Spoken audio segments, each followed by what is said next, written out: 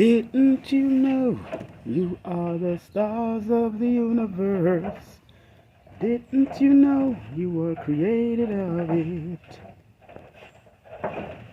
Wow.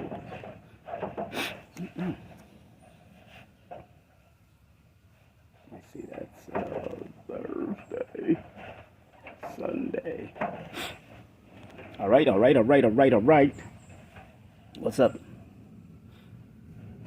What's up? Instagram land. What's up, IG land? Preparing some sessions for today.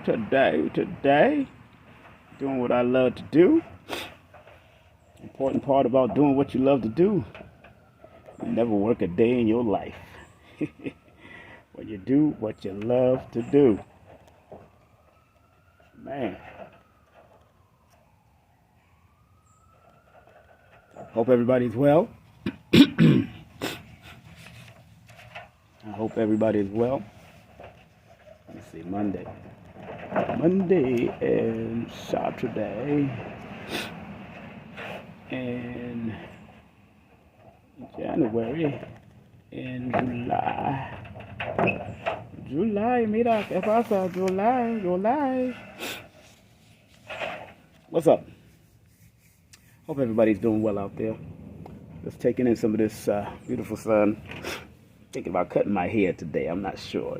This is my original hair. I don't put no dye. I'm not doing all of that stuff. I got no time. Because you're eating the right foods that maintain the blackness. I'm 54, years young, and I'm still keeping that black set of hair. So, today's the 15th.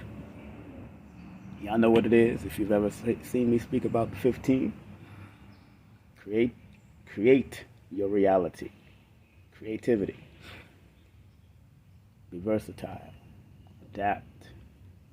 And find balance. Basic, simple stuff.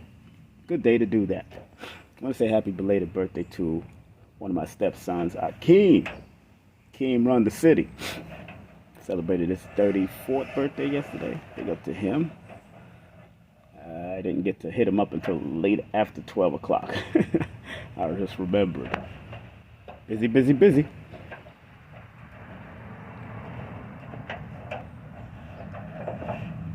I hope everybody's well out there. I might do a little thing different. Like I said, in November, I want to start a Sunday night motivation. Just for an hour. People could either call in or watch on YouTube. It depends. Call in. When I say call in, they could call into like this free conference call. Making my decision to set that up. I'll talk about that after the 18th. Probably on the 19th I'll mention it. But it'll be free. Where people can call in and talk about what motivates them or what needs to be motivated in their life or numerovated in their life. I'm going to do it differently. I'm going to be dealing with the numbers and motivational principles that we can keep our mind at a higher level most of the time. At least 80 to 90% of the time, like my brother King Simon is doing. Keeping my mind at a higher level most of the time. And what's so interesting is not that we don't fall from grace sometimes. All of us fall from grace. No one is immune to falling from grace. People get angry sometimes. People let anger take them. People let negative news and negative people take them. And usually when you let negative news or especially negative people take you down that road, it's because you love that person so much you want them to get where you're coming from. And maybe it's not time for them to get where you're coming from. Maybe it's time for you to let they go where they gotta go and just listen. And listen for the lesson in it, because there's a lesson, and in that lesson there's a blessing for you to be aware of maybe what that person is going through, and instead of being combative, just relax and let go. Yeah, sometimes you gotta relax. When you hold your fist, you're clenching, so you're locking in energy sometimes. That's why it's a fighting thing when you're dealing with the fist.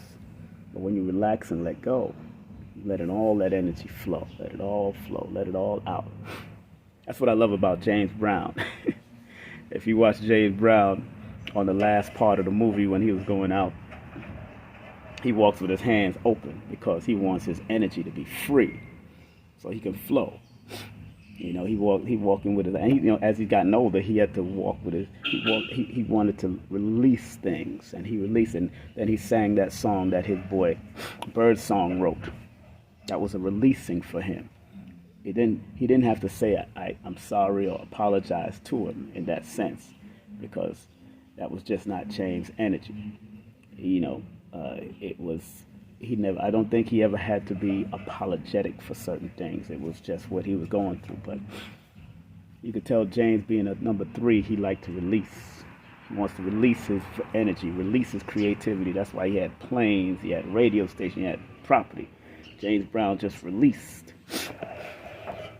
And in that last moment that Chadwick played him, that particular moment, that particular part of the movie, James Brown movie that Chadwick played, that was the essence of James Brown at the end.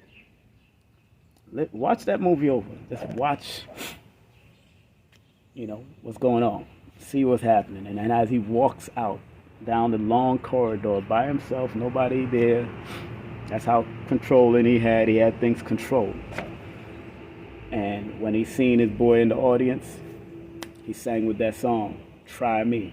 Try me, try me, don't you ever. He started singing that song. He had to release. That was an apology to Birdsong, to Bobby Bird. That was an apology for what they went through. You know what I'm saying? Even the last part when he drove up in his limousine to give him those tickets, that was an apology. You can tell in that man's demeanor. That's a man. Sometimes men don't want to say apology. Certain men won't say it. They apologize, but they'll show. They grew up showing their love, not saying they love you. I recognize that even in my family, that women and the men in certain Jamaican families, especially old school Jamaicans, they show their love by a lot of them show their love by doing for you, making sure they have a house, food on the table, all that kind of stuff. And some old school people from down south, they was raised a certain way. Not always say I love you, love you, love you. They was raised to say, show you that I love you. And there's nothing wrong with that. But in this generation now, some of us need to hear that I love you also with the showing. There have to be a duality now. That's why I say I love my children a lot before I get off the phone with them, or if I'm texting them and all that. I always say I love them. I try to make sure I say I love them, even if they don't accept it or receive it or not. That's their thing. But that's my need to release. So, because at certain intervals of time, I can't remember, especially in my young age, I can't remember when, and that's a shame. You can't remember when my father said he loved me, or my mother said they love me. My mother's more about showing how they love. They come from that family, like I said, that old school Jamaican, Cuban side of the family, predominantly Jamaican. And that's what I had to contend with as a young child. You'll see it in the cards, your birthday cards and your Christmas cards and all these different cards that say, I love you. And although you like to see that in the cards that you write to your children or your family, it's always good to hear, because the vibes and the energy that comes from the word I love you, when you're saying it to your children, or saying it to your nephew, or saying it to a relative, it's a powerful thing. And sometimes we say it in the passion of making love and, enjoying the person you're with, even if you're not going to be with them for the rest of the life and all that stuff. You're saying it. I love you, which are three powerful words. And sometimes many people need to be shown that instead of verbalizing it. Instead of just verbalizing, some people need the balance of both of them. And I understand that because I needed the balance of both of them. Although I knew my parents and my grandparents them loved me of what they provided, I needed the balance to say, I love you. Let's develop that type of thing. And if there's somebody you care about out there, children or adults or family members that you really check for, then, say I love you and start practicing I love you. I love you. Not just love you. Love you. Somebody checked me on that one time, their sister of mine. The I is very important than saying just love you. It's I love you. I mean, listen to how that word. And what's so funny, the mathematics of the word love in Pythagorean and the Chaldean. I'm adding it up right now as I'm with you. I've done this before, but this time I'm just doing it live. Okay, that's 11, 12, 13, 14, 15, 16, 17. 17 already shows me that's an old soul energy. That love is an old balance. It's an old thing. When I see the 17, it's supposed to be something that's passed down from generation to generation, because that 17 is that legacy leaving number. And that's in the Chaldean system. That word love adds up to the number 17, which deals with the creative energy and deals with the spiritual energy, because that's 1 and 7. In the Pythagorean, that number adds up to a number, let me see, that's 18, which is 9. And 9, in its highest level, 9 is the highest form of love. 6 is the more physical and earthly type love, but 9 is universal love, universal peace. So in the Pythagorean system, it adds up to the number 18. The word love adds up to 18, which is a 9. But it still deals with the creative energy, something that had to be created in that person. That's why the 1 is the lead between both 18 and 17. The 1 is the leading number. So in order for someone to love, that energy of love has to be created in them in order for them to show it. And then it goes to the 8, which is a number of balance and harmony and assets and liabilities. So, because some people can love assets and some people can love liabilities. Many of us have loved people that didn't mean anything to us or wasn't reciprocal with the energy. But in the Pythagorean system, it adds up to that 9, which is a higher vibrational number. So I'm not surprised that it adds up to the 2 last high vibrational number. In the Pythagorean, it adds up to the number 9, the word love. And in the Chaldean, it adds up to the number 8 or 17, which is an 8, which is the infinite symbol, the infinity symbol. The 8 is the infinity symbol in certain systems of mathematics turned to the side. So when you start seeing, that means love is an infinite power that comes with the love energy. Make sense? Does it make sense? If it makes sense to you, what I'm saying from a mathematical and numerovational perspective, press the number 1, please. If it makes sense to what you're saying.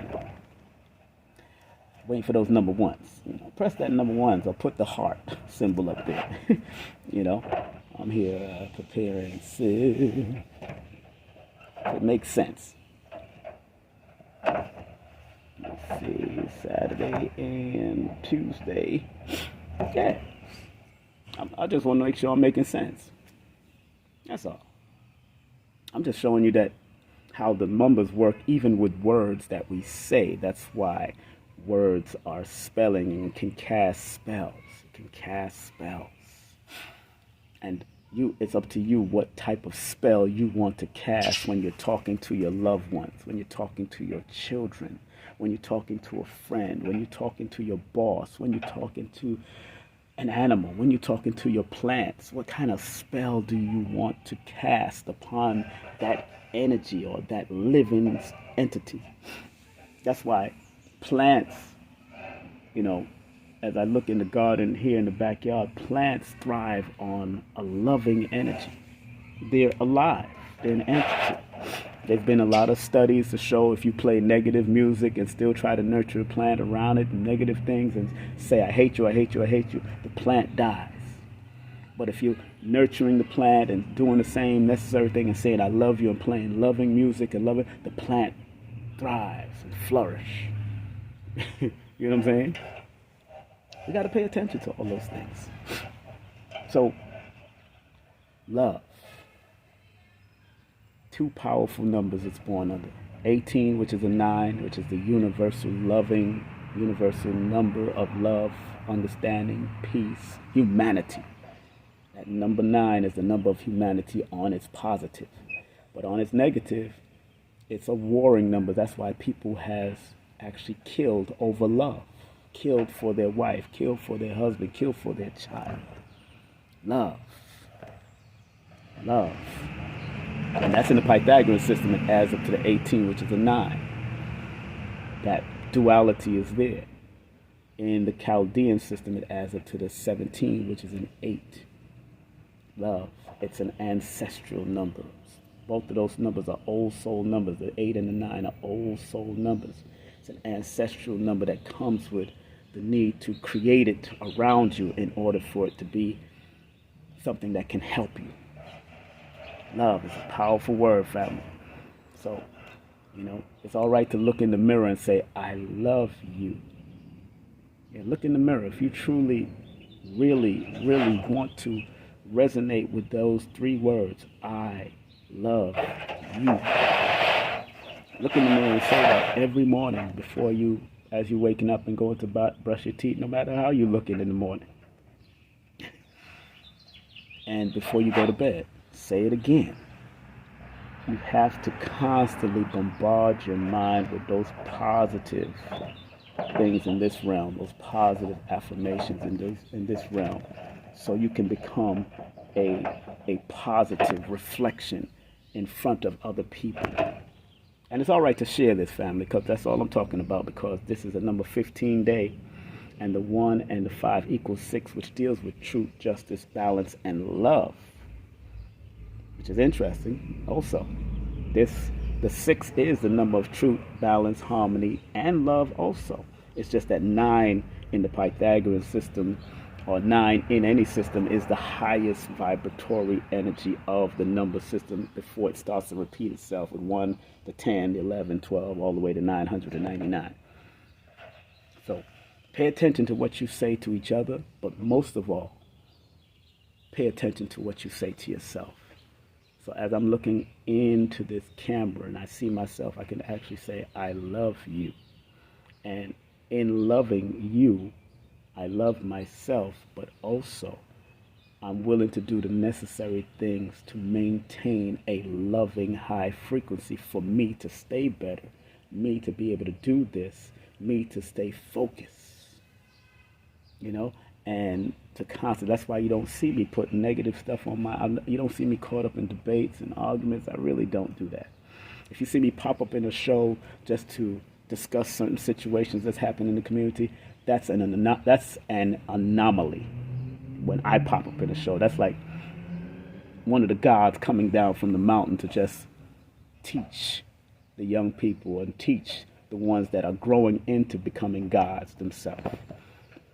Because I don't need to do those arguments, And thanks to people like Nairobi Sila and other people that have reached out to me when certain situations were going on in the community, and I had to come and speak on Star's show.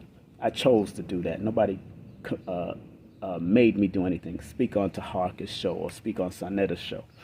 It's because I come down because I love. You know what I'm saying? Because remember, It says in the scriptures that God created the world in 6 days and then rested. 6 is that number of love.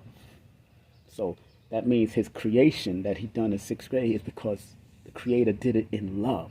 The mother, father, creator did it in love. That 6 represents that balance and harmony and love. 7 is it represents the meditation of what. So if God rested, it never said God woke back up. God is probably still resting and letting its creation flourish and grow into what it is today. Although people start talking about this and God and all that stuff, people talk all they want to. That's coming from what they're learning. However, God let nature go. Nature just goes. The universe is still continuing from the time the spark and creation came into existence. It just continued. So we may still be in the resting period of this quote-unquote God that we are all reflection of, because all of us are gods having a human experience. All of us are gods having a human spirit. Every living creature is a god having its human experience or its animal experience or its bug life and insect life experience, its plant life experience. All of this, all of it is God having an experience as what it is. So what will you show to the world? What would be your God energy that you're going to give to the world? It's up to you. It's up to you. I get a lot of people that do sessions with me and I can't find my passion. And they don't know that passion is not about the aha moment. Passion is what you're growing into, because you have to have a passion for a thing, or you might attract certain things that you gravitate to so much that you do it and become proficient at it. So it's about the proficiency of what you gravitate to from when you was a child. Let's say you was like one of my sons. He was good at building spaceships with Legos. My goodness, Legos. But when you pushed him towards architectural design or engineering, because of the world and you having to make money as you're growing up, it throws the children and the young people off from their passions and their love. You see it in your children. You see a child playing Legos and doing all types of stuff, building extraordinary things out of Legos, and you see that passion. You see their gift. Your gift is already telling you they can construct things from out of no thing. That's the gift. So when I seen one of my children, my second son, do that, I had to try to teach him about the great builders of the pyramids and show him and bring that type of history to him. But as he gotten older, he stayed away from it, because it's the breaking down. It's what society is always pushing and saying, oh, you got to make money here, you got to have this and that. But he would have made good money, because engineering and architectural design is a big field if he stuck to it. But things and situation and women, as he got older, threw him off. Got it, I understand. Thus, that was his lesson. But we have pictures, and we know everybody in the family knew what he had the potential to do in the architectural field. But he's still in the building field because he owns Airbnbs. He's doing that type of stuff. He's constantly constructing what he wants to do with his life and all that. He's always still a builder, so the passion, you're always going to find your passion in what it is that you gravitate to naturally. If you gravitate to it naturally from even when you was a young child, boom. If you notice children love to dance and all that, then put them in dancing classes. If you notice they like to do art and all that, put them in art and comic and anime classes so they can do it on a higher level. If you notice that they like to read, then start showing them how to turn what they read and the imagination that they're finding out what they read and bring it out of them. Don't hold it back in them, because the people and the children are brilliant.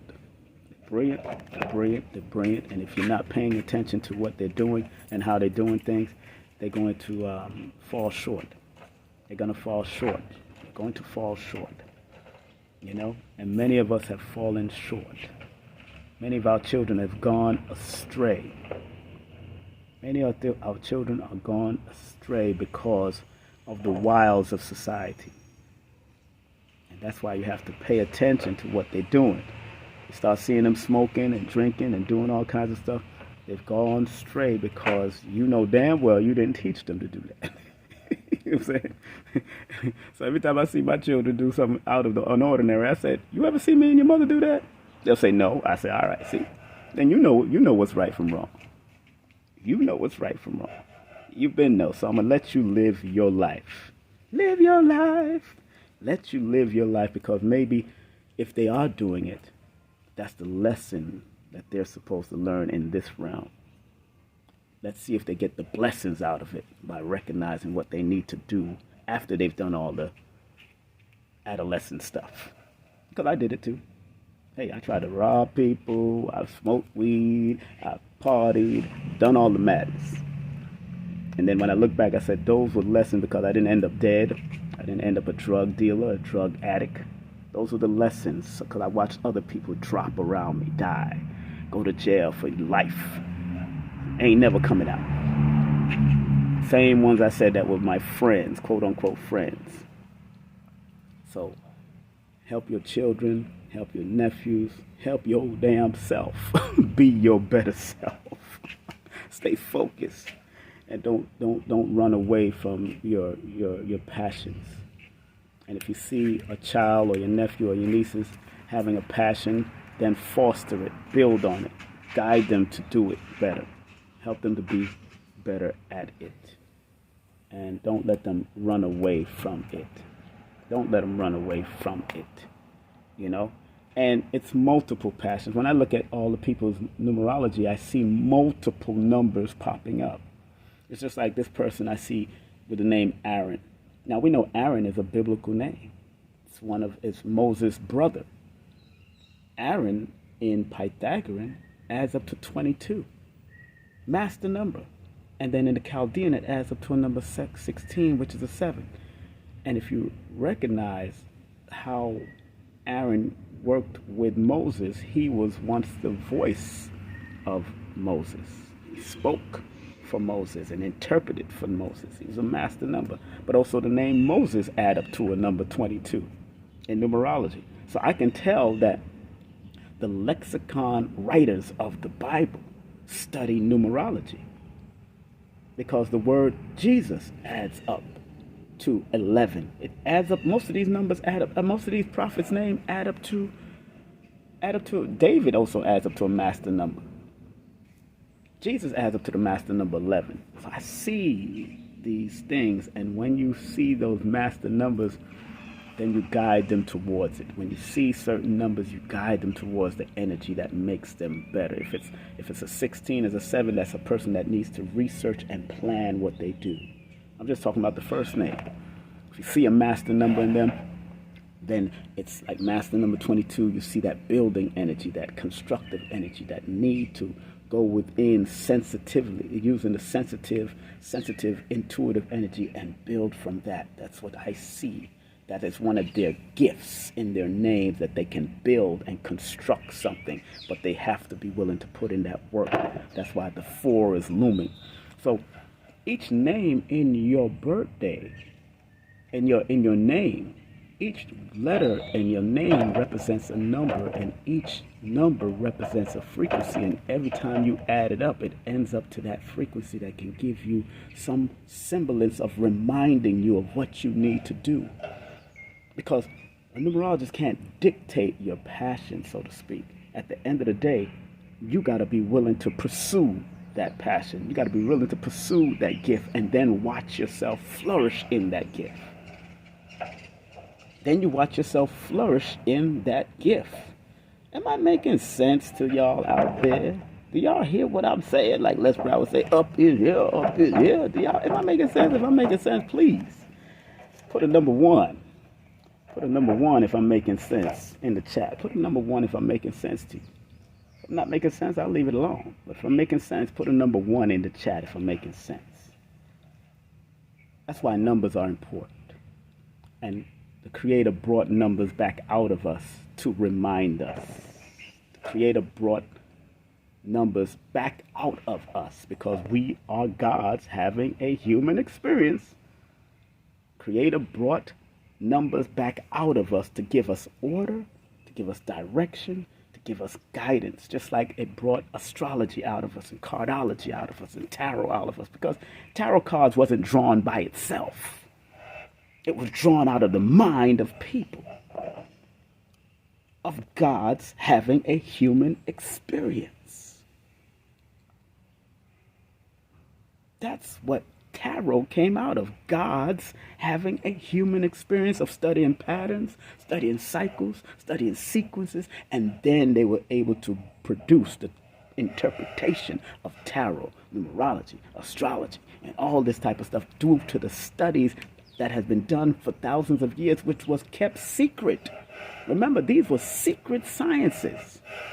You had the above ground science and you had the secret science. But secret is really sacred. Look at the spelling. Look at how it sounds. Secret is really sacred. So these scientists was really sacred. That's why they kept them secret. Let me say it again.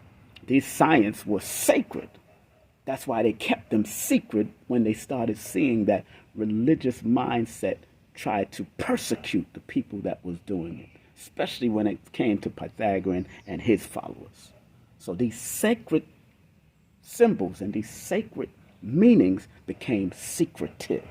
And then, because it was called secretive, the church and those different European ran church and European ran Islamic cults and European ran Hebrew or Jewish cults, they turned it into divination, called them divination systems or demon systems, when divination is only divine nation.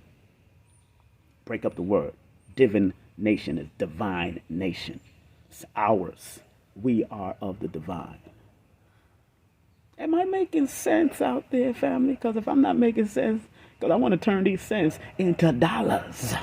So if I'm making sense that could turn into dollars for you and me, please put 1 in the chat. Please put 1 in the chat again. Please, please praise the Lord within me. Put 1 in the chat.